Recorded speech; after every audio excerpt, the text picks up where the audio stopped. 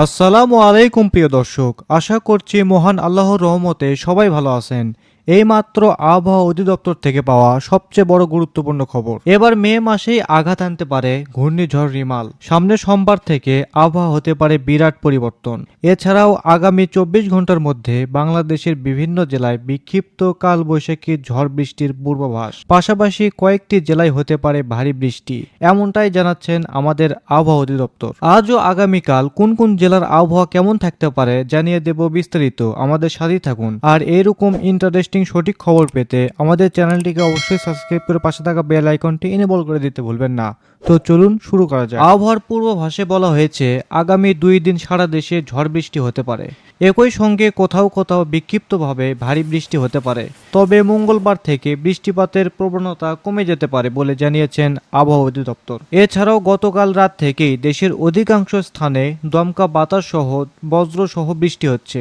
এ সময় বাংলাদেশের সর্বোচ্চ বৃষ্টিপাত রেকর্ড করা হয়েছে ঢাকা এবং টাঙ্গাইলে 87 মিলিমিটার। এদিকে আবহাওয়া আরেক সতর্কবার্তায় বলা হয়েছে এখন থেকে রবিবার রাতের মধ্যে সবচেয়ে বেশি বৃষ্টিপাতের সম্ভাবনা রয়েছে।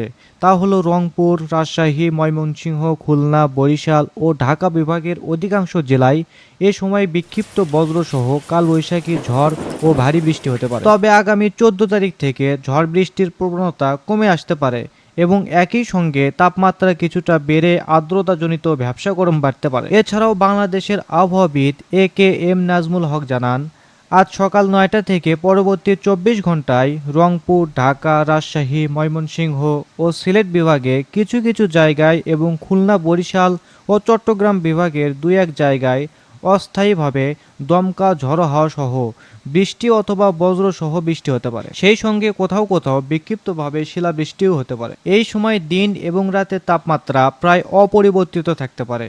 তো এই ছিল এখনকার মতো খবর। এরকম সঠিক আবহাওয়ার খবর পেতে আমাদের সাথেই থাকুন। ধন্যবাদ।